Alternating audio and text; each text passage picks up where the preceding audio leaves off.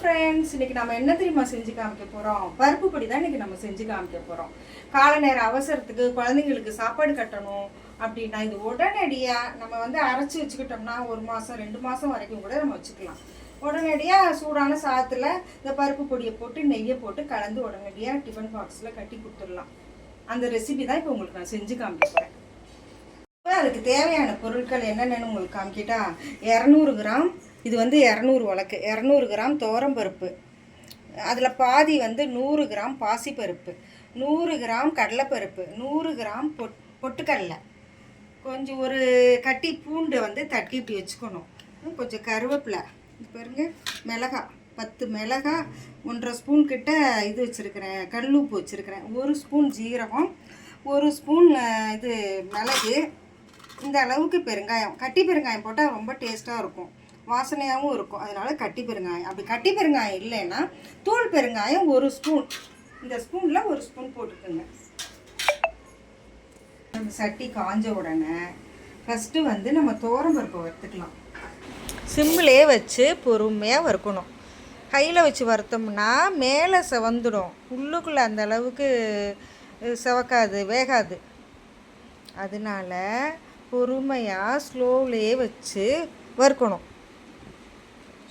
நல்லா வறுபட்டு வாயில் நம்ம போட்டு பார்த்தோம்னா ஒரு மாதிரி கடுக்குன்னு ஒரு சவுண்டு வரும்.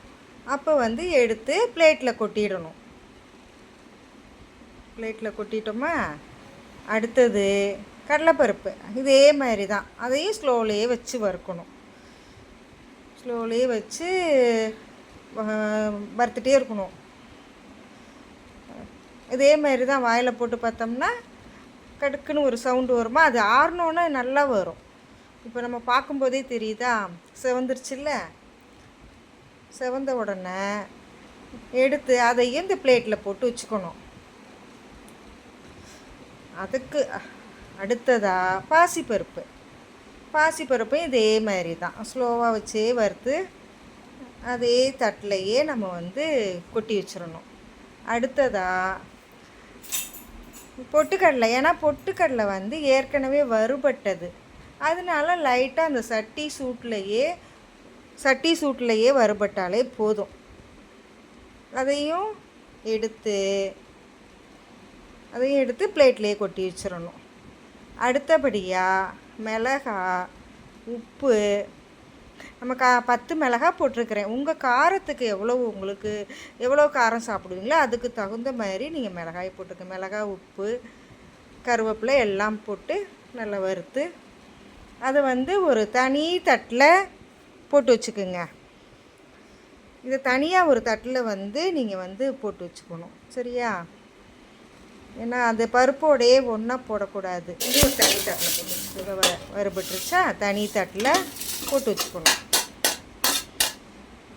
போட்டு வச்சுட்டு அடுத்தபடியாக கொஞ்சம் நல்லெண்ணெய் ஊற்றி கொஞ்சோண்டு நல்லெண்ணெய் கட்டி பெருங்காயம் இது பண்ண போகிறோம். இந்த அளவுக்கு கட்டி பெருங்காயம்.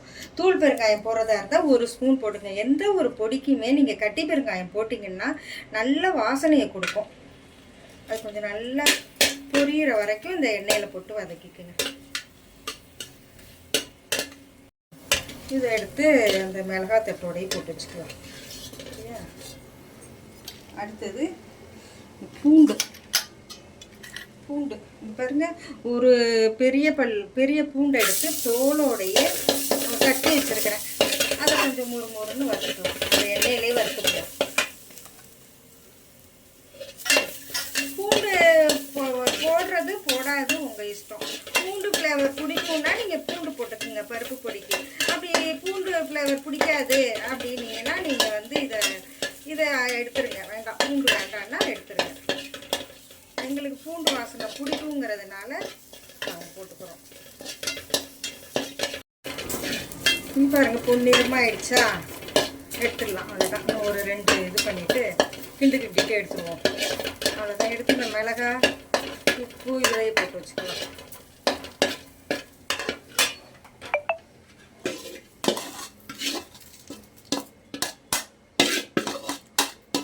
அடுத்தது இந்த மிளகு சீரகம் இதையும் போட்டு வெறும் சட்டிலே வறுத்துக்கலாம். பார்த்துக்கலாம். எண்ணெயெல்லாம் தேவையில்லை, வெறும் சட்டிலேயே.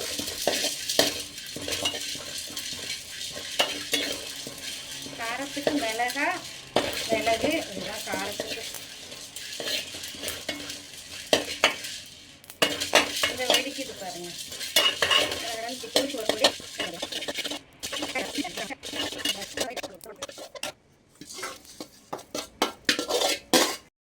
ஃபஸ்ட்டு மிக்சியில் வந்து இங்கே பாருங்க, இதெல்லாம் வறுத்து தனியாக வச்சுருந்தோமா, மிளகா, பூண்டு, பெருங்காயம், உப்பு இதெல்லாம் ஃபஸ்ட்டு போட்டு ஒரு சுற்றிடுவோம். இது பாருங்க, இந்த மாதிரி ஃபஸ்ட்டு இதை போட்டு அரைச்சிக்கணும். அரைச்சிட்டு அடுத்தது இந்த பருப்புலாம் போட்டு அரைச்சிக்கலாம். இது பாருங்க, இந்த மாதிரி கொஞ்சம் நரன்னு அரைச்சிக்கணும். அப்போ தான் நல்லாயிருக்கும். அதுவும் ரொம்ப நரன்னு அரைச்சிடாதீங்க, கொஞ்சம் லைட்டாக குருணையாக இருக்கணும். அப்போ தான் சாப்பாட்டில் போட்டு நெய்யோ நல்லெண்ணெய்யோ ஊற்றி சாப்பிடும்போது ரொம்ப சுவையாக இருக்கும்.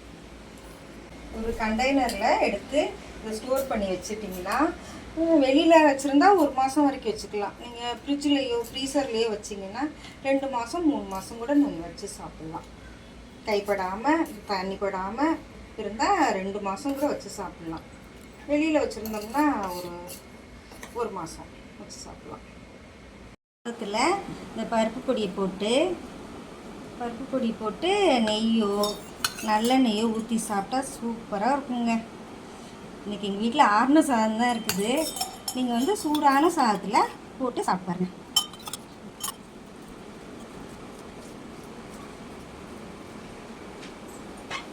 சூப்பராக இருங்க டேஸ்ட்டு. நீங்களும் இதே மாதிரி இப்போ செஞ்சு சாப்பிட்டு பார்த்துட்டு எப்படி இருந்துச்சுன்னு சொல்லுங்கள். இந்த வீடியோ உங்களுக்கு பிடிச்சிருந்தா லைக் பண்ணுங்கள், சப்போர்ட் பண்ணுங்கள், என் சேனலுக்கு சப்ஸ்கிரைப் பண்ணுங்கள்.